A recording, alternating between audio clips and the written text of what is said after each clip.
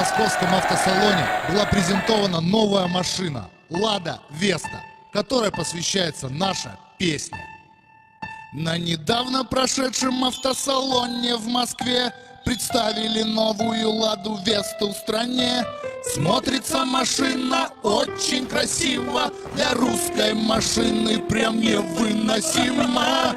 Ходят слухи, что «Лада Веста» заводится сразу и даже трогается с места.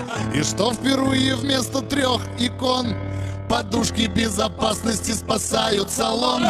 Впервые для того, чтобы закрыть окно, не нужно рукою давить на стекло. Поговаривают, что когда 120 несешься, впервые от страха в ней не Лада Веста своими чертами впервые не похожа на ведро с болтами.